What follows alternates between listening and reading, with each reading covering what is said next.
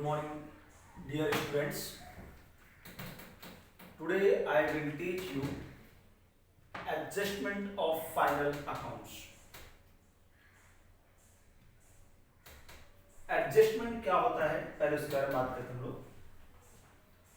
Adjustment का meaning होता है, देखो जैसे आप पहली बात तो आप एक पर्टिकुलर ईयर का फाइनल अकाउंट तैयार करते हो, मतलब एक पर्टिकुलर डेट से लेके पर्टिकुलर डेट तक आप पर्टिकुलर डेट तक, जैसे अगर मैं आपको बोलूं आपने ईयर एंड होने के बाद 1 जनवरी 2019 से लेके 31 दिसंबर 2019 तक, मतलब ये पर्टिकुलर एक डेट से आपने स्टार्ट किया और एक पर्टिकुलर डेट पे क्या किया, फिनिश किया। तो आप इस डेट से लेके 1 जनवरी से लेके 31 तक दिसंबर तक जो भी ट्रांजैक्शंस करोगे, जो भी आपने परचेज किया, जो भी आपने सेल किया, जो भी आपने वेजेस पेमेंट किया, जो भी आपने सैलरीज पेड किया, जो भी आपने एक्सपेंसेस को इनकर्ड किया या जो भी आपने इनकम कमाई, उस सारे ट्रांजैक्शंस को हम लोग क्या करते हैं, जर्नल एंट्री में पास कर देते हैं। जर्नल एंट्री में पास करने के बाद उसको हम लोग पोस्ट करते हैं लेजर में, और लेजर के बाद उसको हम लोग कहां पोस्ट करते हैं, ट्रायल, और ट्रायल से हम लोग क्या बनाते हैं, फाइनल अकाउंट का प्रोसेस। लेकिन क्या होता है कि हम लोग 1 जनवरी 2019 से लेकर 31 दिसंबर तक के बीच में कुछ ट्रांजैक्शंस लिखना भूल गए। सपोज देखो ये इंटेंशनली भूल रहे हैं हम लोग, मतलब फ्रॉड नहीं कर रहे हैं, लक बाय चांस हम भूल गए कुछ, एक तो ये रीजन हो सकता है। या कुछ ट्रांजैक्शंस अभी तक, मतलब उसका बेनिफिट तो हम लोग ले लिए लेकिन उसका पेमेंट अभी तक नहीं किया है। मतलब हमने जैसे लाइट का बिल, आपका लाइट का बिल का आने का डेट क्या होता है, 15 तारीख को, 14 तारीख को, 10 तारीख को, है कि नहीं? लेकिन आपका ईयर एंड कब हो गया, 31 दिसंबर 2019 को।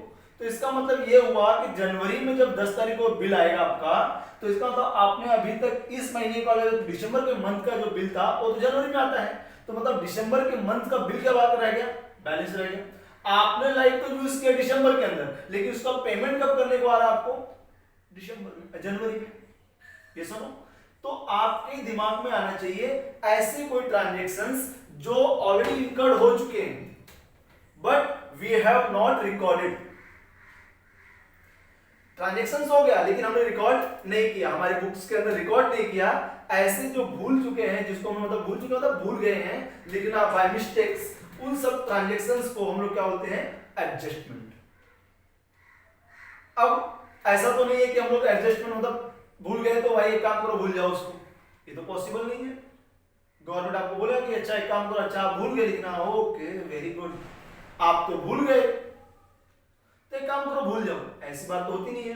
गवर्नमेंट क्या होती है, नहीं, अगर आपने भूल गए हो और आपने इंटेंशनली कोई फ्रॉड नहीं किया है तो ऑनेस्टली, ईमानदारी से आप उस ट्रांजैक्शंस को लिखो।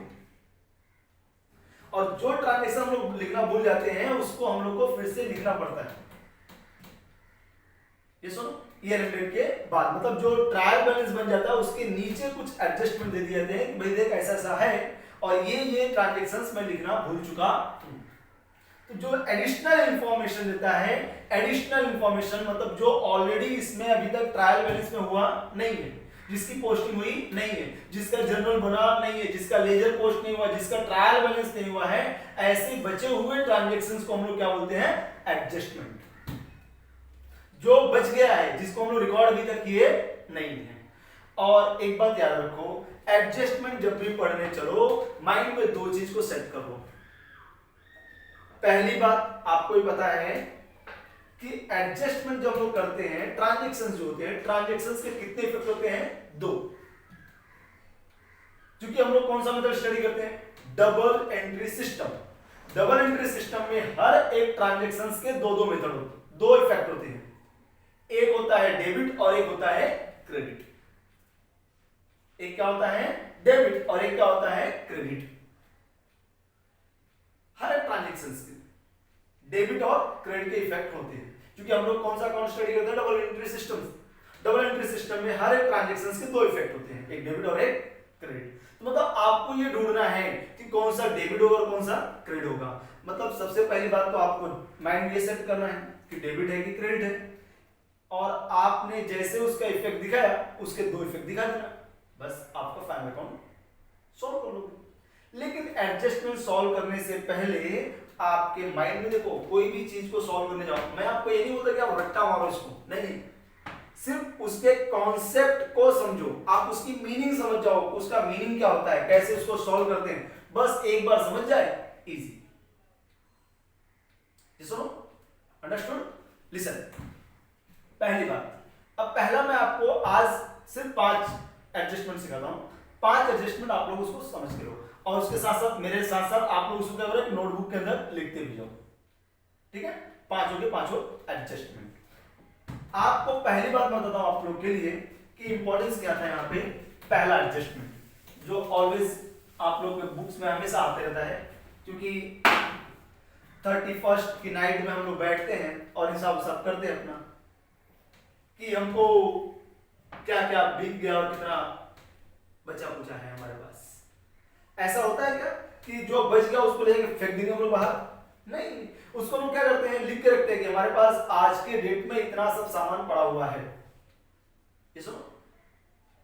तो क्लोजिंग स्टॉक, तो क्लोजिंग स्टॉक मतलब end of the year, month के आखिरी में आपके पास कितना गुड्स बचा है। मैं बात कर रहा हूं गुड्स, मैंने आपके एसेट्स की बात नहीं की, मैंने आपके लायबिलिटीज की बात नहीं की, मैंने आपके गुड्स की बात की। गुड्स तो जानते हो क्या होता है, जिसका हम बिजनेस करते हैं, दैट इज कॉल्ड गुड्स। अगर मोबाइल का मेरा शॉप है तो मोबाइल मेरे लिए क्या होगा, गुड्स।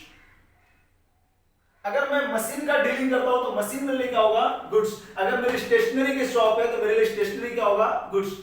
अगर मेरा पानी पूरी का शॉप होगा ना तो पानी पूरी मेरे लिए क्या होगा, गुड्स।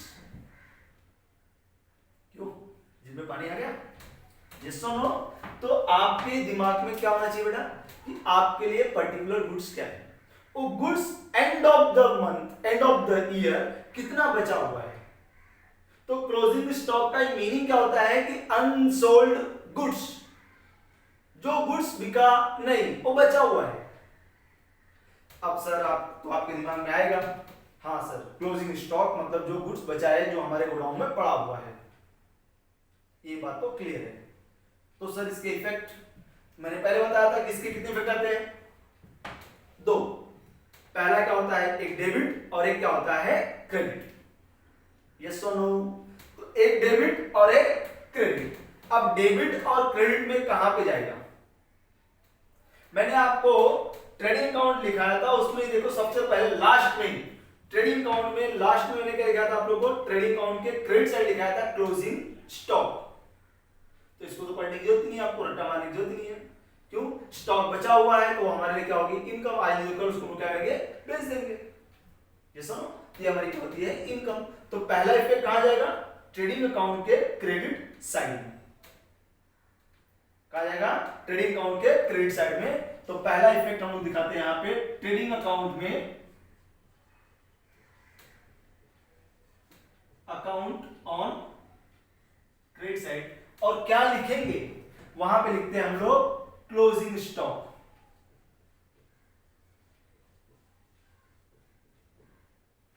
क्या लिखते हैं, क्लोजिंग स्टॉक। सर ओके, एक तो क्रेडिट हो गया, दूसरा डेबिट। अच्छा, आपका स्टॉक बचा हुआ है तो ये आपके लिए क्या होगा, एसेट्स या लायबिलिटीज? एसेट्स होगा कि लायबिलिटीज होगा? सर हमारे लिए माल बचा हुआ है, हमारा आज नहीं तो कल उसको बेचेंगे, मतलब हमारे लिए बचा हुआ हमारा माल है, मतलब स्टॉक एसेट ही हुआ। तो इसका दूसरा इफेक्ट कहां जाएगा, बैलेंस शीट के एसेट साइड में। सर लेकिन डेबिट, देखो बेटा मैंने आपको बताया था कि ये बैलेंस शीट होता है, जैसे बैलेंस शीट, इसमें बैलेंस शीट में क्या होता है बेटा, एसेट साइड जो होता है ना, एसेट्स, ये डेबिट होता है, और ये क्या होता है आपका, क्रेडिट। लायबिलिटीज होता है आपका क्या होता है, क्रेडिट। यस और नो। लायबिलिटीज आपका क्या होता है, क्रेडिट साइड, ये आपको क्रेडिट दिखाता है, और एसेट साइड क्या दिखाता है आपको, डेबिट। तो इसका दूसरा इफेक्ट कहां जा रहा है, बैलेंस शीट के एसेट साइड में, जिसका इफेक्ट क्या होता है, डेबिट। तो यहां पे लिखता हूं मैं बैलेंस शीट में एसेट साइड, और लिखेंगे क्या हम लोग, क्लोजिंग स्टॉक।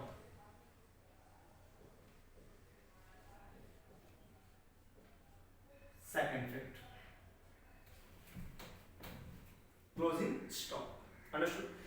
मैं आपसे एक और क्वेश्चन पूछता हूं, सुनो, क्लोजिंग स्टॉक में मोस्टली मैं ऐसा नहीं बोल सकता कि हमेशा, लेकिन उसमें दो वैल्यू देता है, एक होता है कॉस्ट प्राइस और एक होता है सेलिंग प्राइस या मार्केट प्राइस। और उस दोनों प्राइस में से हम लोग कौन सा वैल्यू लेते हैं, विच एवर इज लेस। एक कॉस्ट प्राइस होता है और एक मार्केट प्राइस होता है, एक क्या होता है कॉस्ट प्राइस और एक क्या होता है मार्केट प्राइस। तो हम लोग मार्केट प्राइस या कॉस्ट प्राइस ज्यादा कर, जिसका वैल्यू देखो, अगर कॉस्ट प्राइस दिया है क्लोजिंग स्टॉक का 100 रुपीज और सेलिंग प्राइस दिया है आपको 110 रुपीज। कॉस्ट प्राइस कितना दिया आपको, कॉस्ट प्राइस 100 रुपीज और सेलिंग प्राइस दिया आपको कितना 110। तो ऐसे केस में हम लोग कौन सा वैल्यू लेते हैं, 100 रुपीज वाला। अगर ऐसा हो कि कॉस्ट प्राइस हो 110 और सेलिंग प्राइस हो 100 रुपीज, तो ऐसे केस में हम लोग क्या लेंगे, सेलिंग प्राइस। तो हम लोग क्या फॉलो करते हैं, which ever is less, which ever is less. लेकिन मैंने आपसे एक क्वेश्चन पूछूं, इसका आंसर आप मुझे कमेंट्स में दीजिएगा और I will give the answer of next lecture. मैं आपको इसका आंसर दूंगा। हम लोग उसमें जो प्राइस कम लिखते हैं, क्या रीजन है कम लिखते हैं, why we write less amount, क्यों लिखते हैं कम वाला, हम लोग ज्यादा वाला क्यों नहीं लिख रहे। अगर ज्यादा दिखाएंगे तो प्रॉफिट ज्यादा होगा, बेनिफिट हुआ कि नहीं अपने को, तो ज्यादा प्राइस दिखना चाहिए। लेकिन हम लोग प्राइस ज्यादा वाला क्यों लिखते, कम क्यों लिखते, क्या रीजन से।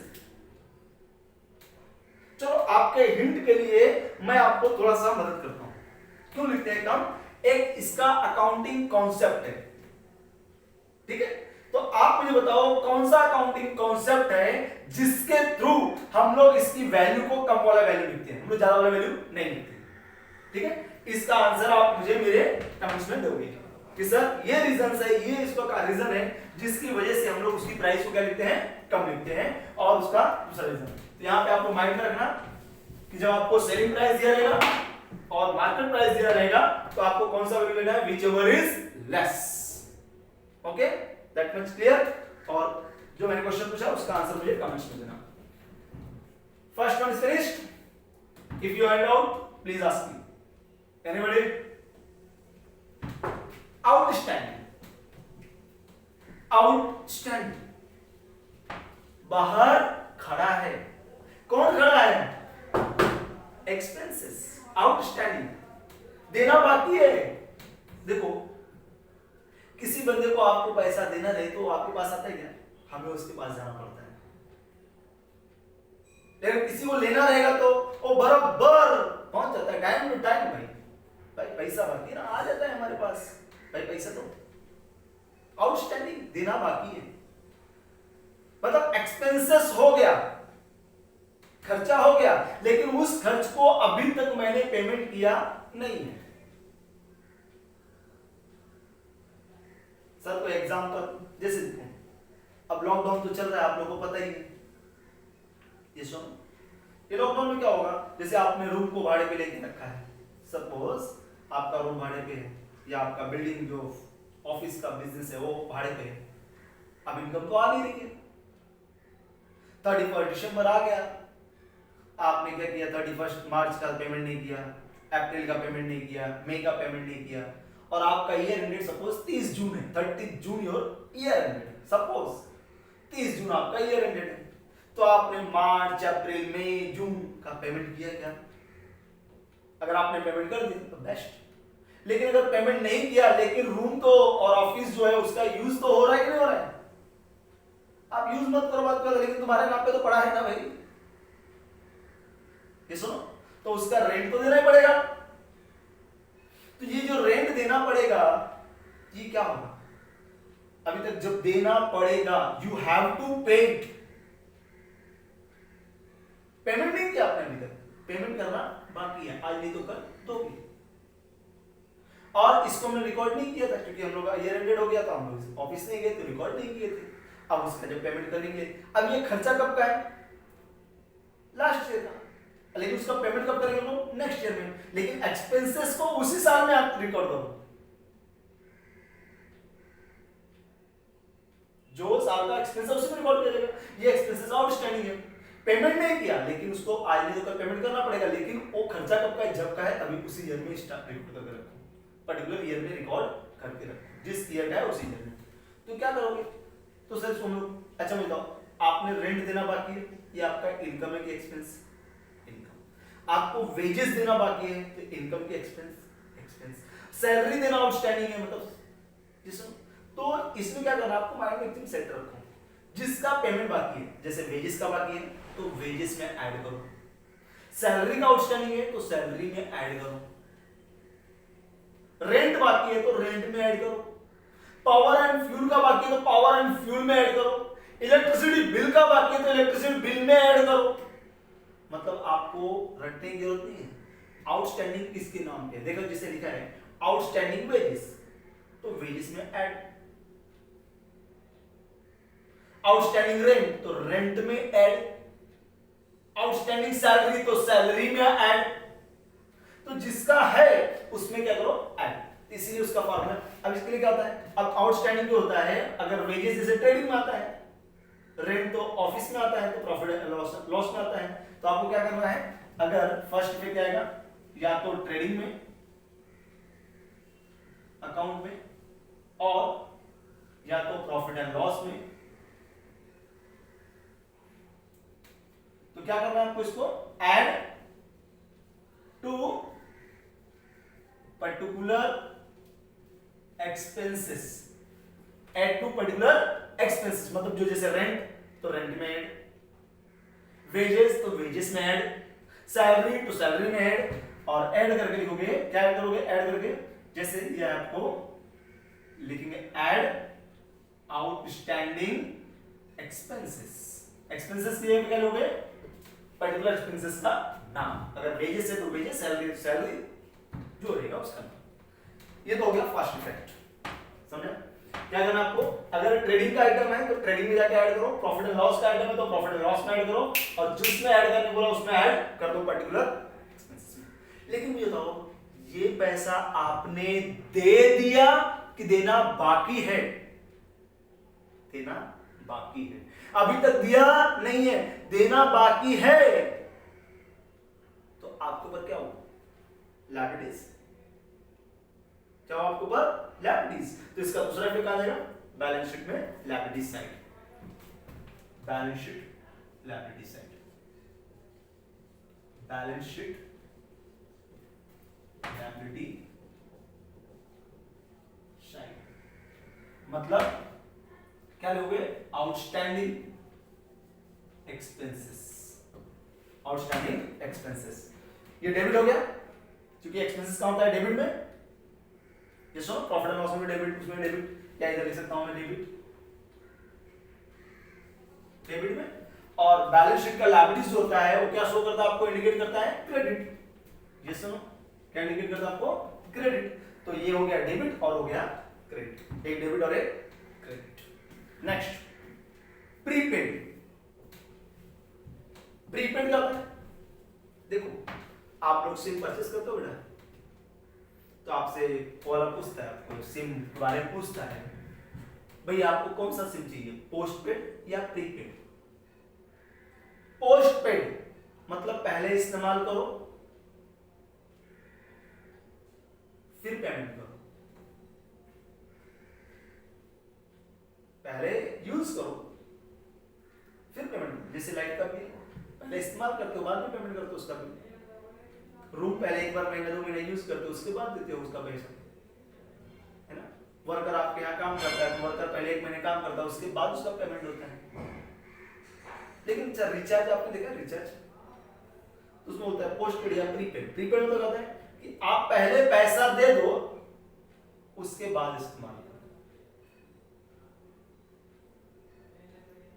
पहले पैसा पेड करो। देखो आप लोग जाते हो, जैसे फोन करते हो तो फोन में अगर बैलेंस खत्म होता है तो क्या होता है, रिचार्ज फर्स्ट। आप रिचार्ज करते हो, उसके बाद उसका यूज करना शुरू करते हो। मतलब पहले आपने पैसा दिया और बाद में इस्तेमाल किया। तो ऐसे ही होता है। जैसे देखो इंश्योरेंस निकालते हैं, तो इंश्योरेंस पहले निकालते हैं कि एक्सीडेंट होने के बाद निकालते हैं? पहले निकाल लेते हैं, है ना? हम लोग पहले निकाल लेते हैं इंश्योरेंस। मतलब इंश्योरेंस का पहले पैसा देते हैं, उसके बाद हमको सिक्योरिटी मिलती है। तो हमने एडवांस में पेड करके रखा है, इसको बोलते हैं प्रीपेड, एडवांस पेड कर लेना। तो इसका मतलब ये होता है कि अगर कुछ प्रॉब्लम्स हुआ तो इंश्योरेंस कंपनी हमको भर के देगी, नहीं भर के देती है। तो हमारे लिए क्या होता है, अगर कुछ हुआ तो उसको हमको क्लेम मिल जाता है। लेकिन ऐसे बहुत सारे एक्सपेंसेस होते हैं जिसको बेटा हम क्या करते हैं, एडवांस में पेड कर देते हैं। अब एडवांस में पेड कर देना, देखो एडवांस मतलब कैसे, इंश्योरेंस जैसे होता है, देखो हम लोग का पर्टिकुलर 1 साल का होता है पूरा, श्योर 1 साल का होता है। जैसे देखो अब इंश्योरेंस तो ऐसा तो है नहीं कि मेरा बिजनेस स्टार्ट हुआ 1 जनवरी 2019 से और मेरा ईयर होगा खत्म 31 दिसंबर 2019 को। जिस दिन बिजनेस स्टार्ट हुआ क्या उसी दिन मैं जाके इंश्योरेंस ले लूंगा? नहीं नहीं नहीं सर, आज तो मैं बिजनेस स्टार्ट किया, पहले इंश्योरेंस करा लो, ये पॉसिबिलिटी नहीं है। आप लोग क्या करते हो, 1-2 महीना, 3 महीना, 4 महीना, 5 महीना, 6 महीना बिजनेस चलता है। फिर आपने क्या किया, आपने जाके 1 जुलाई को, समझो 1 जुलाई 2019 को इंश्योरेंस कराया। और इंश्योरेंस आपको ही पता है, आप ऐसा बोलो 1 महीने का इंश्योरेंस करके दो, करके देगा क्या? नहीं नहीं, अच्छा 3 महीने का कर दो, करता है नहीं। आपको इंश्योरेंस कितने दिन का होता है, पूरा 1 साल का। तो आपका ये इंश्योरेंस 1 जुलाई 2019 से लेके कब तक होगा, 30 जून 2020, 30 जून 2020। अब 30 जून 2020 सर ये तो सही बोले, लेकिन हमारा ईयर तो कभी खत्म हो जा रहा है, 31 दिसंबर 2019 को ही खत्म हो रहा है। इसका मतलब सर दिसंबर के बाद का जो पैसा हमने पेड किया है वो हमारा प्रीपेड है क्या? हाँ। लेकिन वो एक्सपेंस आपने कब भरा, करंट ईयर। लेकिन ये बेनिफिट कब होगा आपको उसका, फ्यूचर ईयर में, नेक्स्ट ईयर में। तो that is called prepaid. Prepaid का मतलब आप लोग सिंपल से कहेंगे एडवांस में पेमेंट कर देना। मतलब वो साल का नहीं है, जो ईयर हमारा चल रहा है उस साल का नहीं, उसके नेक्स्ट ईयर का पैसा अगर आपने पेड कर दिया दैट इज कॉल्ड प्रीपेड। तो उसको हम लोग उस एक्सपेंस, अब जैसे देखो मैं बता रहा हूं, मैंने इंश्योरेंस का पैसा भरा 1000, कितना भरा, 1000। लेकिन वो 1000 में से इस साल मैं कितना यूज करूंगा, 500, 6 महीने यूज करो ना, और बाकी 6 महीने कब का है, नेक्स्ट ईयर का। तो वो ये साल का एक्सपेंस है कि नेक्स्ट ईयर का है, नेक्स्ट ईयर का है, ये इस ईयर का है नहीं। तो ये जो 1000 हम लोग एक्सपेंस दिखा रहे हैं, ये पूरा मेरा पूरा 1 साल का एक्सपेंस कब का है, ये साल का सिर्फ कितना है, 500, और नेक्स्ट ईयर का कितना है, 500। तो इस ईयर का 500, नेक्स्ट ईयर का 500। हम लोग तो ये साल की बात करिए, ये साल में कितना मेरा, सिर्फ 500। तो नेक्स्ट ईयर वाले को हम लोग क्या करेंगे, नेक्स्ट ईयर में। तो ये साल में से क्या दिखा रहे हैं, हमारी बुक में क्या दिखेगा, 1000। तो क्या करने का उसको माइनस, क्या करने का, माइनस। Very good. तो इसको क्या करोगे बेटा, लिखोगे। अब ये क्या होता है, पर्टिकुलर किसका पेमेंट हुआ है, अगर वेजेस आपने प्रीपेड करके रखा है, सैलरी प्रीपेड करके रखा है, रेंट प्रीपेड करके रखा है, इंश्योरेंस प्रीपेड करके रखा है, कुछ भी जो प्रीपेड रहेगा उसमें से क्या करने का, माइनस। क्योंकि ये साल का नहीं है, नेक्स्ट ईयर का है, और हम लोग इस साल का रिकॉर्ड कर रहे हैं। तो लिख देने का पहला इफेक्ट आएगा या तो ट्रेडिंग में, या तो प्रॉफिट एंड लॉस में। किस साइड, डेबिट साइड। क्या इफेक्ट आएगा, लेस फ्रॉम पर्टिकुलर एक्सपेंसेस। लिखते जाओ मेरे साथ, लेस फ्रॉम पर्टिकुलर एक्सपेंसेस। किस नाम से लिखोगे, प्रीपेड प्रीपेड एक्सपेंसेस के नाम से। ओके, अच्छा आपने किसी को पैसा एडवांस में देके रखा है तो उसका फायदा तो मिलने नेक्स्ट लोगे। तो ये पेमेंट आपका ये साल का है कि अगले साल का? अगले साल का। मतलब अगर वो बंदे ने आपके लिए काम नहीं किया तो उस बंदे से आप पैसा ले सकते हो कि नहीं ले सकते हो? ले सकता हूं सर, ले सकता हूं। जैसे देखो, अगर मैं एक ड्राइविंग लाइसेंस बनाने के लिए किसी को पैसा दिया, मतलब भाई 5000 रुपए ले, उसने बोला ठीक है 5000 दे दो, बन जाएगा। नहीं बनाया तो पैसा ले सकता हूं कि नहीं ले सकता हूं? ले सकता हूं। अगर मेरा काम कर दिया तो नहीं लूंगा सर, नहीं किया तो जब तक नहीं करता तब तक मेरा पैसा उसके पास क्या होता है? एसेट्स। क्या होता है? एसेट्स। क्या होता है? एसेट्स। दूसरा इफेक्ट यहां पे बैलेंस शीट में एसेट साइड क्या लिखोगे? Prepaid expenses. Sir debit debit, अभी तो आपने बोला एक क्रेडिट और एक डेबिट, यह क्या है सर? बैलेंस शीट एसेट्स है, डेबिट है, प्रॉफिट एंड लॉस में भी डेबिट है। नहीं नहीं, मैंने प्रॉफिट एंड लॉस में ऐड किया क्या? लेस किया। लेस किया मतलब उसका नेगेटिव इफेक्ट दिखाया, नेगेटिव इफेक्ट दिखाया मतलब क्रेडिट किया। समझ रहे हो? देखो, अगर मैं प्लस करता तो डेबिट होता, लेकिन मैंने क्या किया? माइनस। आपने देखो मैथ्स का फॉर्मूला सिखाया ना? सिखाया कि सिखाया? यहां पे 5 plus x is equal to 7। जैसे ये नंबर का मैं साइड चेंज करूंगा, यहां से ये साइड को इस साइड लेके जाऊंगा तो क्या जाएगा? माइनस। अगर इसको इधर से लेके इधर आता हूं तो क्या जाएगा? माइनस। जैसे साइड चेंज होता है साइन चेंज हो जाता है, वैसे अकाउंट में भी होता है। जैसे साइड चेंज होता है, अगर क्रेडिट का कोई आइटम अगर डेबिट साइड तो क्या होता है? माइनस। तो ये इसका मतलब क्या हुआ कि वो माइनस कर रहे हैं, इसका मतलब ये कहां था? क्रेडिट में, और उसको हम लोग कहां लेके आ रहे हैं? डेबिट में। तो क्या करेंगे उसको? इसलिए उसका इफेक्ट क्या होता है? क्रेडिट माना जाता है। क्या माना जाता है? क्रेडिट। इसलिए उसको हम लोग कहते हैं डेबिट, और एक क्या हो गया? Credit. Understood? Next, depreciation on fixed asset. Sir ये क्या है depreciation? Depreciation means reducing the value of assets because of wear and tear. आप कोई चीज को इस्तेमाल करोगे, यूज करोगे, तो उसकी वैल्यू ऑटोमेटिकली खत्म होती है ना। जैसे देखो, आप बच्चे रहते हो तो आपकी स्टमक में मसले होते तो स्ट्रांग होती है, और बड़े होते तो और स्ट्रांग, और बड़े स्ट्रांग। फिर बुढ़ापा आता है, बुढ़ापे में पूरे पार्टिकल्स एकदम धीरे धीरे काम करना बंद करते हैं, है कि? फिर प्रॉब्लम ही प्रॉब्लम दुनिया भर का। फिर एक टाइम ऐसा आता है चल, क्यों? हमारे जो मशीन के पार्ट्स है वर्किंग करना बंद। वैसे ही कोई भी चीज आप परचेज करते हो तो उसको यूज करने की वजह से उसकी जो डेट होती है, मतलब जो होती है ना पर्टिकुलर टाइम होता है, तो एक टाइम होती है, उसकी लाइफ होती है 10 साल, 15 साल, 20 साल, 25 साल, 5 साल, 4 साल। उस 4 साल के अंदर, 2 साल के अंदर, 15 साल के अंदर वो खराब होता है, धीरे उसकी वैल्यू क्या होती है? कम होती जाती है यूज करने की वजह से, है? जब उसकी वैल्यू कम होती है उसको हम कहते हैं depreciation. That is called depreciation. मतलब यूज करने की वजह से हर एक चीज की वैल्यू क्या होती है? कम।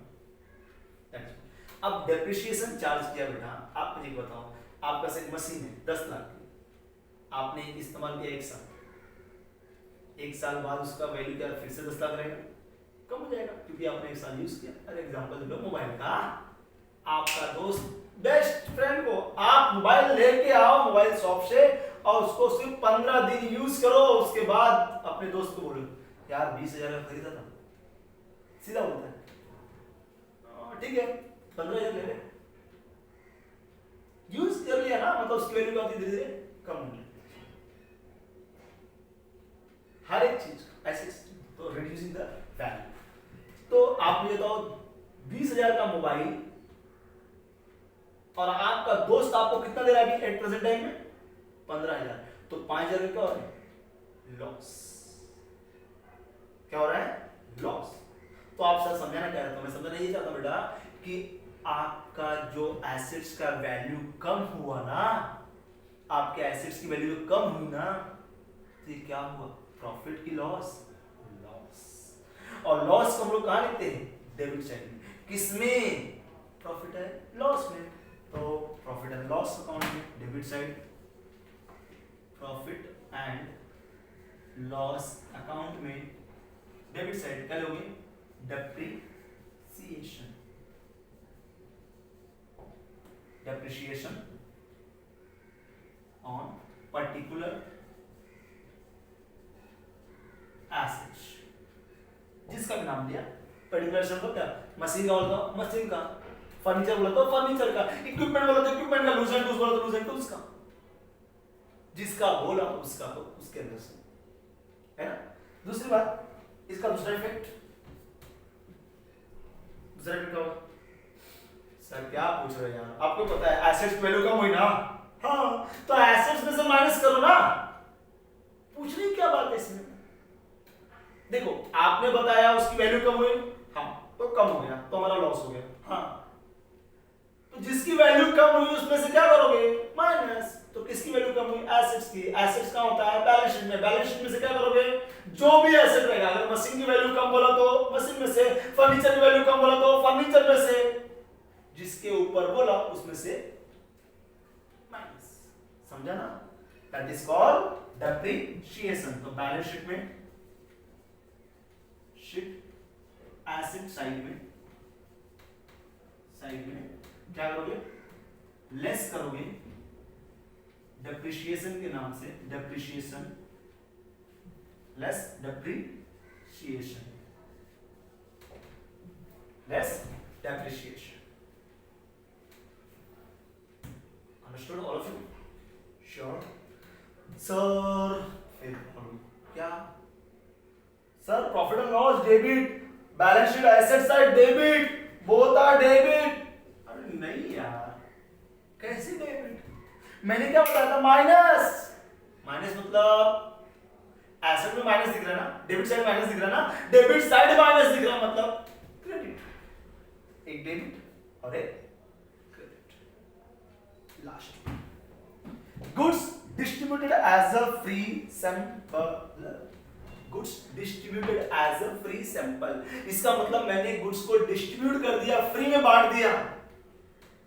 मैं कौन, सर आप तो बिजनेस हो, बार बार चिल्ला के बताते हो कि आई एम अ बिजनेस, मैं बिजनेस के पॉइंट ऑफ व्यू बात करता हूं, किसके पॉइंट ऑफ व्यू, मैं तो बिजनेस हूं, मैं गुड्स को बांट रहा हूं, फ्री में बांट रहा हूं, क्यों बांटूंगा, मुझे पागल कुत्ते ने काटा है, नहीं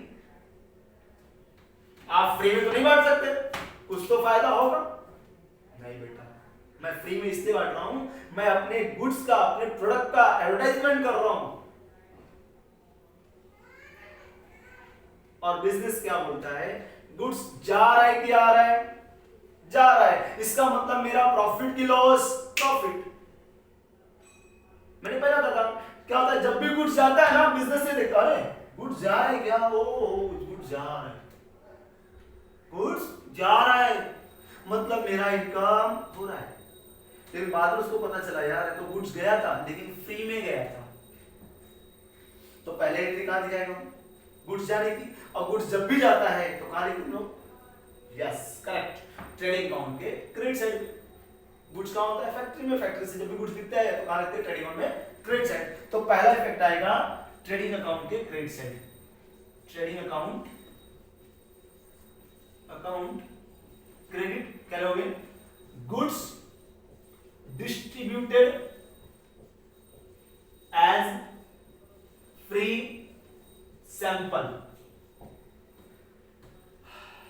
दूसरा इफेक्ट, सर ये क्रेडिट है, हाँ क्रेडिट है, गुड्स डिस्ट्रीब्यूट किया, फ्री में बांट दिया तो प्रॉफिट हुआ कि लॉस, अरे बाबा क्या पूछ रहे हो सर, गुड्स फ्री में बांट रहे हैं, पैसा किधर मिल रहा है, तो लॉस हुआ, लॉस कहां लिखने का, प्रॉफिट एंड लॉस में, किधर सर, डेबिट साइड, क्योंकि एक्सपेंस हुआ ना, लॉस हो गया, एक्सपेंस, प्रॉफिट एंड लॉस में debit side expenses and losses को दोनों को रिकॉर्ड करते हैं, इतना तो आपको पता है, लिख दो, फिर वहां पे लिख देता हूं भाई, प्रॉफिट एंड लॉस में, एंड लॉस अकाउंट में डेबिट साइड क्या लिखेंगे, यस एडवर्टाइजमेंट